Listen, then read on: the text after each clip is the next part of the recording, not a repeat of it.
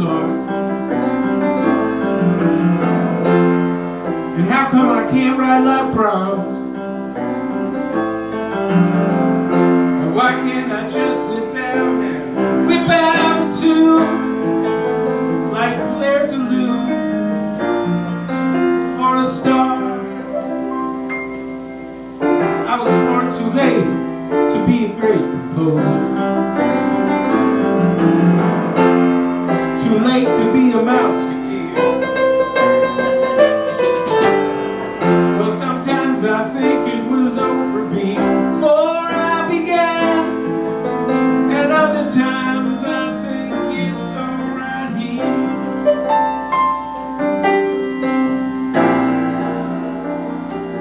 When I was 7 years old, I had the blessing and the curse of knowing exactly what I wanted to do with my life. That's right. I knew beyond the shadow of a doubt that I wanted to be a mouseketeer.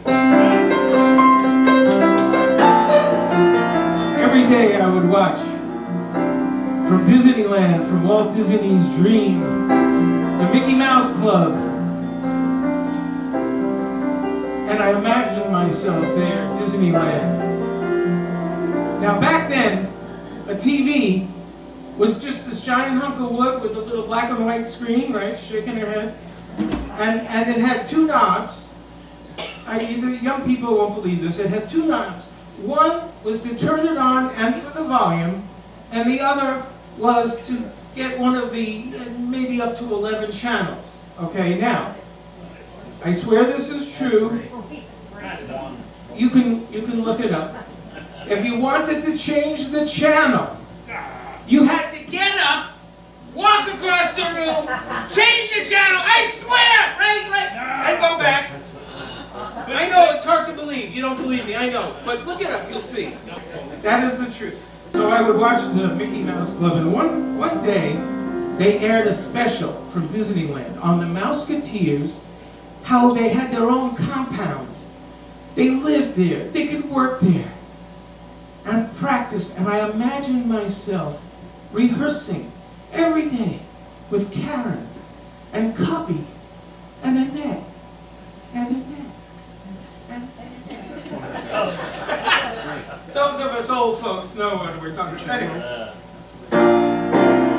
So around that time, I was living with my parents, and stand up, Felice. I want to introduce you to my 92-year-old mother. Come on, this is a good spot.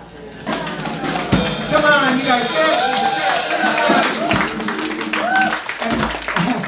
Yeah, let the crowd see you. Yeah, there she is. And thank you. And my two brothers are there too. So we were living in Queens, in an apartment. Now, for those who don't know, Queens is right across the river from Manhattan. I know you know Queens. We're living in an apartment, and a guy in our building worked the lights for the Howdy Doody show across the river, which aired every night, from New York. And he said, I can get you all tickets to come see the Howdy Doody show. Now, for those who don't remember, Howdy Doody was a marionette puppet. It had freckles, it had red hair, it had a space between his teeth. He looked just like me. And they had entered me in a Howdy Doody look-alike contest, but I don't think I won. So he said, I'll get you tickets, you can come and see a live broadcast. Then he says, not only can I get you tickets to see it, I can make sure that Renard sits in the peanut gallery. The peanut gallery was where all the kids who came to see the show would sit in these little bleachers, which was great. Then he says, I'll make sure Renard gets interviewed.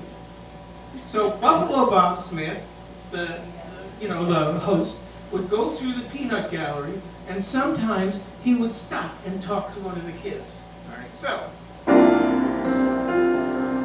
we get to the show, 7 years old, and Buffalo Bob finally makes his way, talking to the kids, finally gets to me.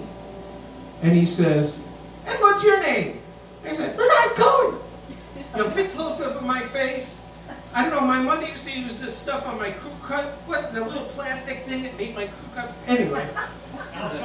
So, yeah, big close-up. And he says, what's your name? I say, Renard Cohen. He says, how old are you? I said, 7 years old. And he says, what do you watch every day at 5 o'clock? I said, Mickey Mouse Club, are you listening, Walt? And my parents are going, oh, shit, 7 years old, his career is over. Well, for some reason, they never had me back to the Howdy Doody show. And I never became a mouse kid here, but I'm singing for you now, and that's pretty good. Why can't I sing like Caruso? And how come I can't paint like Van Gogh? Dutch. And why can't I just sit down and write myself a Shakespearean play? Why it doesn't come, I just don't know. I was born too late to be a great composer.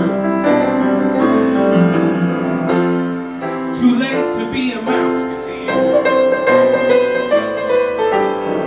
Well, sometimes I think it was over before I began, and other times I think it's alright. And other times I think it's alright. And other times I know it's alright.